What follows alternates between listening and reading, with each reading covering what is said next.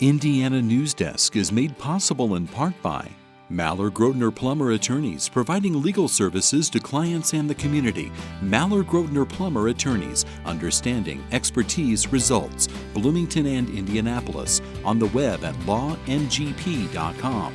IU Center for Rural Engagement, extending IU Bloomington resources to improve Hoosier lives in partnership with communities and organizations. rural.indiana.edu. Smithville, fiber internet, security solutions, and voice in Southern Indiana. More information at smithville.com. Bunger and Robertson, attorneys at law since 1949, utilizing experience, knowledge, and resources to help individuals and families recover in personal injury matters. Information at lawbr.com. And by WTIU members. Thank you. Coming up on Indiana Newsdesk. Indiana quarterback Fernando Mendoza is the favorite to win the Heisman Trophy Saturday night as college football's top player.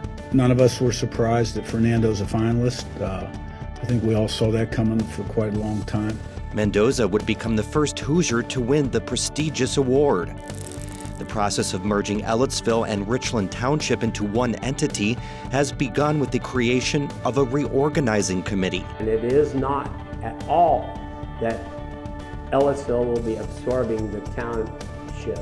It will be that the township will be absorbing Ellettsville. The process to get to a final vote on the merger is expected to take a year. And Indiana senators rejected calls from Washington to redistrict the state's U.S. House map in an effort to pick up Republican seats. We'll have these stories and more right now on Indiana Newsdesk.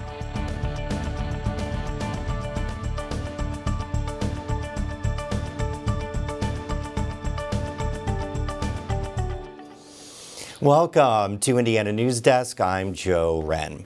Well, Indiana's football team could score another first this weekend. Never has an IU player won the Heisman Trophy, but this year Hoosier quarterback Fernando Mendoza is the favorite. Our Alexandra Holm joins us now from New York City, where the award will be handed out. Joe, Mendoza will have a lot of support tomorrow at the announcement. We expect his teammates, coaches, and family and friends will all be here at Lincoln Center for the award ceremony. At the beginning of the season, Mendoza wasn't on any of the top 10 lists of the Heisman contenders, but he says he's prayed about making it to tomorrow's ceremony, and based on his performance this year, his prayers have been answered. Fernando Mendoza has been the gift that keeps giving since announcing last Christmas Eve he was transferring to Indiana University. All the 6'5" quarterback has done since is lead the Hoosiers to a 13-0 record, the #1 ranking in the nation, and the top seed in college football playoffs. It's made Mendoza the favorite to win the Heisman Trophy Saturday night as the nation's top college football player. It means so much for my family, means so much to the team, especially having the opportunity to hopefully bring home the first Heisman in Indiana history. It means so much to so many people, so I think it's such a great kind of pat on the back for everybody over here in the city of Bloomington with all their support that they've given myself. Mendoza had more than his share of Heisman moments this season, throwing game-winning touchdowns in the final minutes at Iowa and Penn State. And last Saturday, he led the Hoosiers past then #1 Ohio State in the Big Ten championship game. What stands out to me is the way he performs when the game's on the line, and the plays that he makes, the throws he makes, and the big plays we've made in the passing game. And he's made a number of big plays with his legs as well. Mendoza led the nation with 33 touchdown passes with just 6 interceptions. He also ran for 6 scores.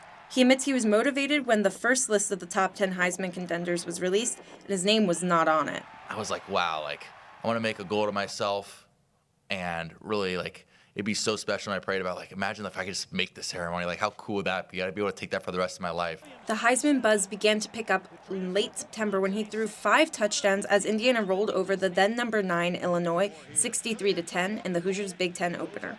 And after that, some of my friends sent it to me you're in the Heisman race. And I was like, oh, that's so cool. But the only reason I'm up for the Heisman is because we're 13-0 and we're Big Ten champs. His teammates are squarely in his corner, not only for his leadership and talent, but his ability to take a hit.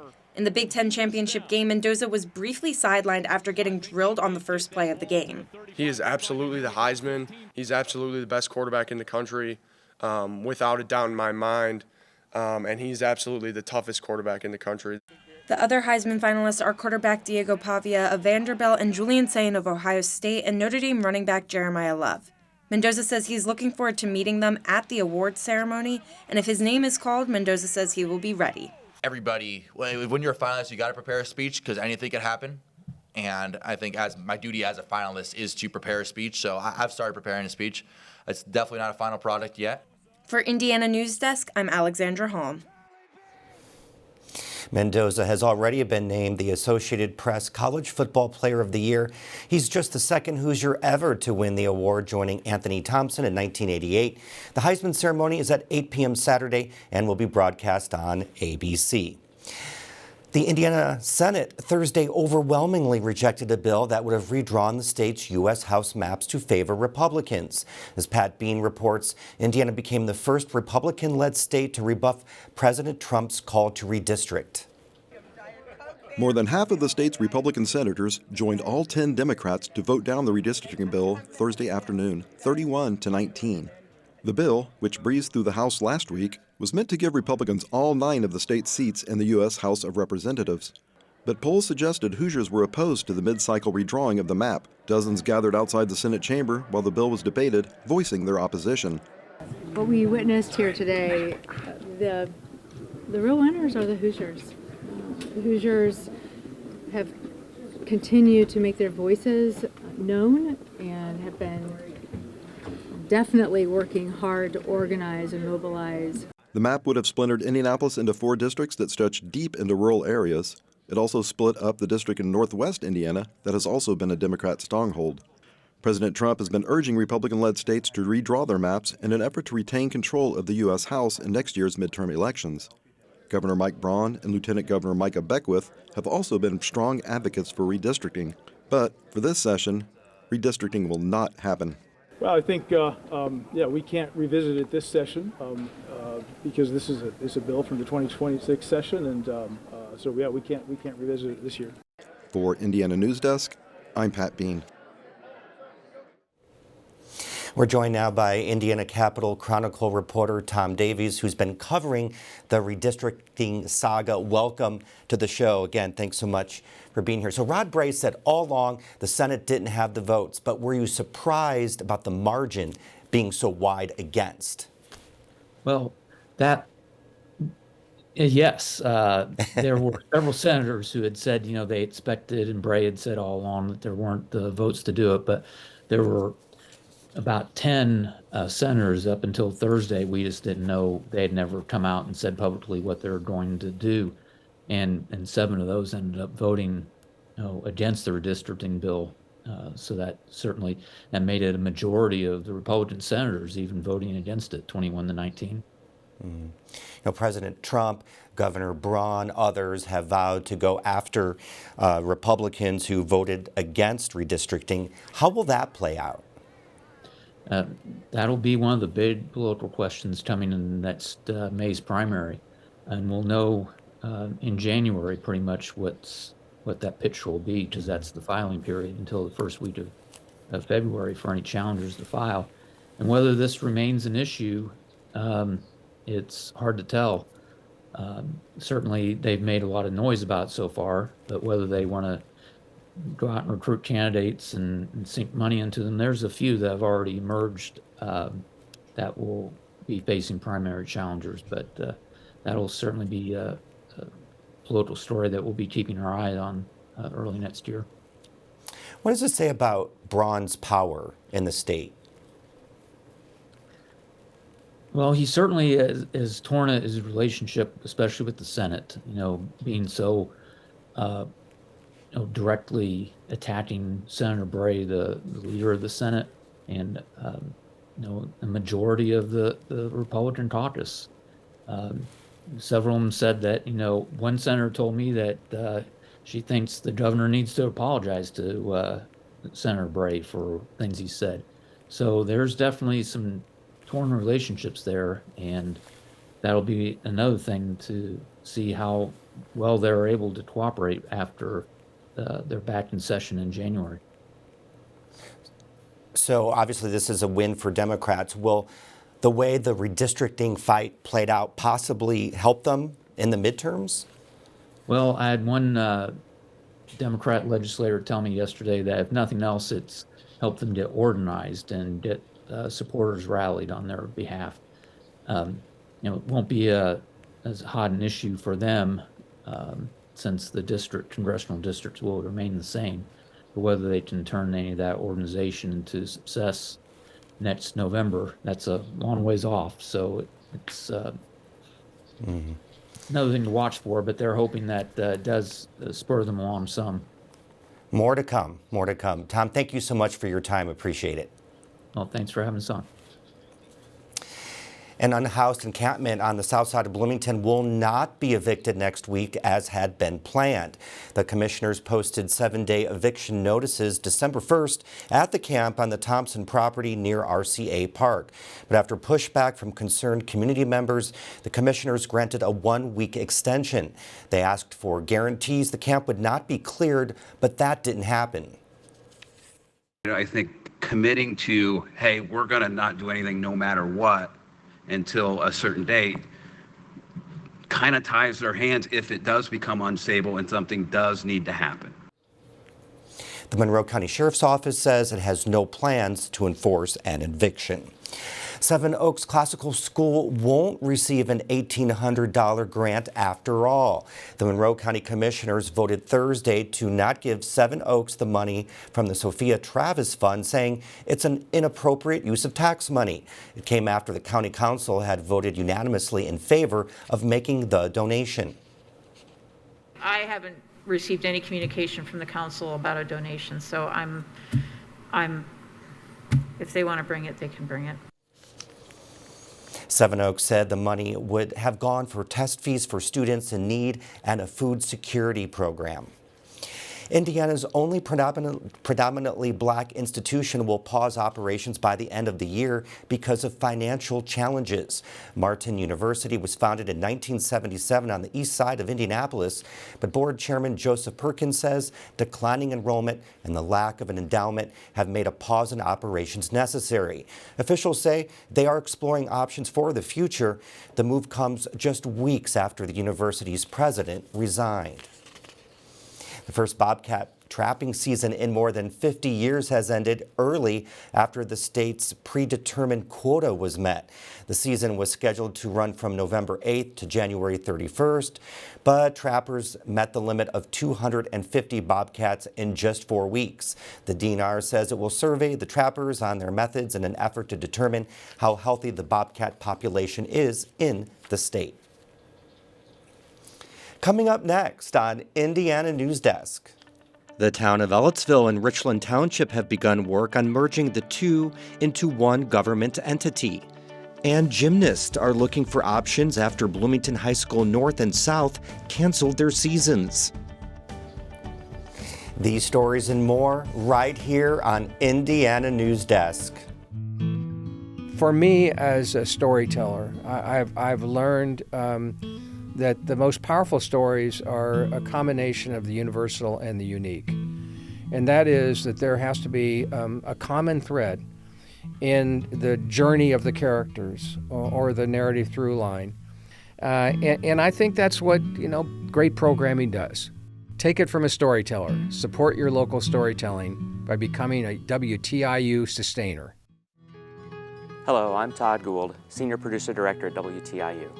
I've personally devoted nearly 40 years of my life producing PBS arts and documentary films about important stories from Indiana, the arts, history, and people that make Hoosiers great. Despite government cutbacks, we will never stop telling Indiana's stories, your stories. Please donate now to keep this station strong. Become a sustaining monthly member at WTIU.org. Welcome back to Indiana Newsdesk. Ellettsville and Richland Township are kicking off the year-long process of putting a vote to combine into one entity on the ballot. As Ethan Sandwise reports, a lot of questions remain about what that new town would look like. Of around 30 people who answered the door on a snowy Tuesday, few in the quiet Richland neighborhood of Java Heights had heard of the impending reorganization. Those who did felt like they still didn't know enough to share their thoughts. At a sparsely attended meeting of the Ellettsville Town Council, a handful of Richland residents wanted to learn more. They found out about the reorganization through Facebook. I love where I live. I've lived here all my life, and I just want to, I want what's best for everyone. The outcome could have a large impact on the future of the community. They don't like using the word historic, but I can't think of anything else like this. Richland Township surrounds Ellettsville. It has 35 square miles, while Ellettsville has around 5. Ellettsville has a population of less than 7,000, while the township has more than double that. It will be a new formed government, and it is not at all that Ellettsville will be absorbing the township. It will be that the township will be absorbing Ellettsville. Recent changes to Indiana's local tax laws are at the top of Farmer's mind. He's a fiscal conservative, but says new caps on how much towns can raise are hurting their ability to maintain basic services such as fire and police. Growing the town won't solve that, but it might give Ellettsville more options when it comes to revenue-generating development. It makes more for a stable, larger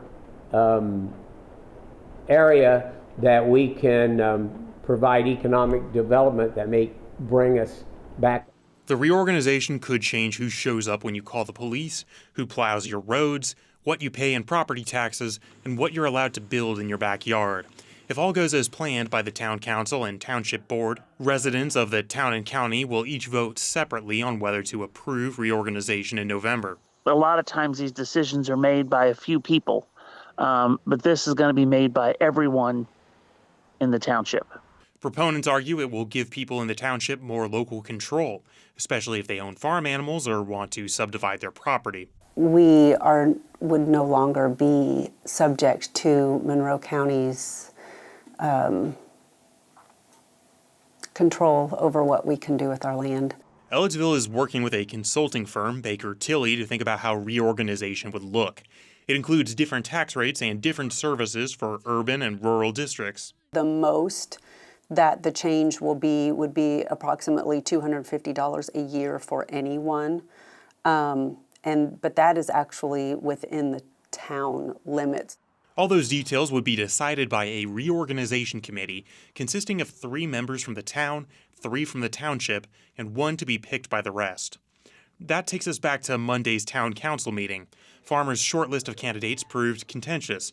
Some councilors asked ahead of time to see the list. Others were surprised he hadn't sent it to them. So you're giving me a bunch of names that I have no reason why they've been picked, who picked them, or what they're about. I mean, I think we all need to know what's going on. Well, you should get involved sometime. I have been trying to get involved. That's BS too. Okay. Turnipseed came to the meeting looking for answers, but says the council appeared confused. I think that communication today has been lacking, and I think that there is a lot of work that needs to happen before either entity makes a vote of the significance that it will have on both residents. Richland trustees picked their 3 members of the committee Friday, and Ellettsville voted on 3 Monday night. For Indiana Newsdesk, I'm Ethan Sandweiss. The reorganization committee has until April to draft a plan. That will be followed by public hearings and revisions in May. Bloomington High School North and South canceled their gymnastics seasons this year after failing to find coaches. Isabella Vesperini talked with gymnasts about what that decision means for them.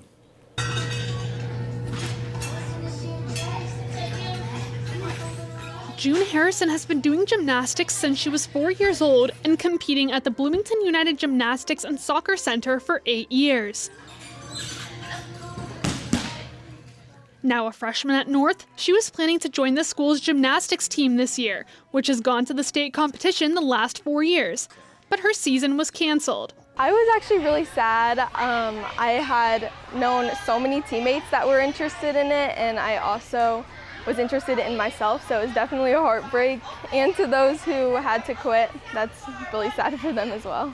Harrison will continue competing with Bugs, but would have liked the experience of competing on a team. The season is more like team-based and like cheering on your teammates, having a fun time. And here it's very like we're trying to get the best scores. It's more competitive, which is great in some aspects, but for a different point of view, it would have been fun at Northton.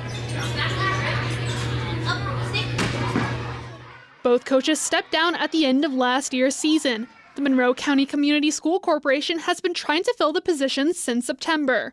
The candidate pool for gymnastics coaches is very, very small. The candidates that have applied have been interviewed, but unfortunately at this time we have been unable to secure a qualified and well-trained coach to assume the role. Just over a week later, a letter sent to families announced that the seasons were officially canceled. Leslie Berry, owner of Bugs, says she had reached out to the corporation offering to help find a coach. She says South's athletic director told her it was too late due to deadlines for contracts with judges in other schools. I have a lot of people who were gymnasts who are old enough now that they might be able to coach, or former coaches who've moved on to have full-time jobs and might be able to do it in a part-time capacity. So I wish they had reached out to me before making that decision. This isn't the first time North has been at risk of canceling its gymnastics season. The school was in a similar situation in 1992 when Berry was a freshman at Indiana University. My Bloomington High School South coach that had coached me and coached at South for many years called and said, North's coach is retiring and they haven't found another coach. They're going to cancel the program if they can't find a coach. Could you do it? And I was like, I know gymnastics, but I don't know anything about coaching. And she's like, please, you know. So I went, interviewed, and took that job because it was at risk of the program being lost. About 500 gymnasts practice at Berry's facility. Most are in the North or South school districts. Berry is sad gymnasts can no longer represent their schools in these kinds of competitions. Girls' sports do tend to be smaller sometimes, or get moved past. And so I just think it's a huge part of giving girls a positive identity, something to identify with. I don't want them to lose that opportunity to take something that's been their identity for a long time. South senior Sienna Johnson has been on her school's gymnastics team since her sophomore year and has been doing gymnastics since she was 6. She says she was sad the season was canceled, but also felt a sense of relief. Gymnastics is just always a very hard sport, so there's a lot of stress. We put a lot of stress on our bodies. It's just tiring. It took up a lot of time, and I just wasn't having fun anymore. Johnson was hoping someone from Bugs or a parent would step up to coach. Even if she wasn't enjoying the sport anymore, she's disappointed she doesn't get her senior season. And it's hard that we don't really get a goodbye to the sport. That was probably the most difficult thing to swallow about all of this. We didn't even have a proper banquet last season, so we don't really have closure for gymnastics. And it's just very saddening because it's been a part of my life for a long time. After talking with some high school gymnasts who are supposed to compete this season, Berry is considering creating a high school level competitive gymnastics team to help fill the gap. Rising Star Gymnastics might also start a program for gymnasts in grades 7 through 12. Both programs could kick off as early as January. For Indiana Newsdesk, I'm Isabella Vesperini. Now, in an email, North's athletic director said there's a chance gymnastics will come back next year if a qualified coach can be hired. Christmas season means the home of Ellettsville's Jerry Davis becomes a public attraction of lights and other decorations. But this year, an accident while working on the display put Davis in the hospital. Natalie Fitzgibbons has the story. Davis has been decorating his house for about 20 years. Starting with just a few strands of lights, he now has over 500,000 lights and other displays. But on his 49th birthday Sunday, Davis fell about 15 feet from a tree while hanging Christmas lights. He has 5 broken ribs, a punctured lung, a concussion, and a bruised femur. Lying in a hospital bed, Davis says he puts lights up in the tree so kids on school buses can see the lights as well as people coming over a hill. Some kids don't ever even get to see it except when they just drive by on another street or something. Their parents won't come down, or the school buses will come down that way. So we make things wide and tall as we can so you can see them as far as you can. Davis's son, Trey Bauer, is helping finish the display. Bauer has been helping his dad since he was a kid. He says now it's his time to carry the torch. I immediately, the next morning was like, I got to finish this. Not just for the community and not just for the sake of Christmas and just for the sake of getting something done that we already started, and to get the job done, but for him.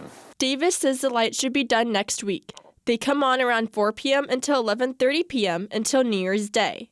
Despite the accident, Davis plans to continue his Christmas display next year and beyond.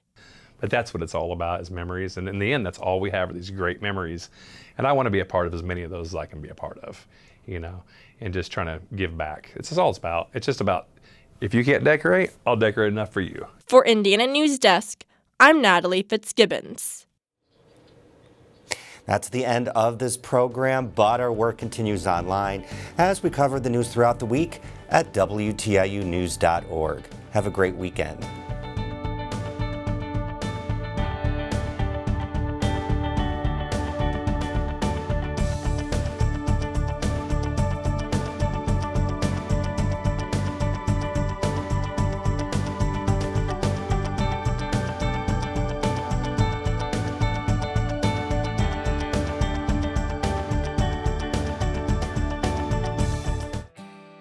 Indiana Newsdesk is made possible in part by Maller Grosvenor Plummer Attorneys, providing legal services to clients and the community. Maller Grosvenor Plummer Attorneys, understanding, expertise, results. Bloomington and Indianapolis, on the web at lawngp.com. IU Center for Rural Engagement, extending IU Bloomington resources to improve Hoosier lives in partnership with communities and organizations. rural.indiana.edu. Smithville, fiber internet, security solutions, and voice in Southern Indiana. More information at smithville.com. Bunger and Robertson, attorneys at law since 1949, utilizing experience, knowledge, and resources to help individuals and families recover in personal injury matters. Information at lawbr.com. And by WTIU members. Thank you.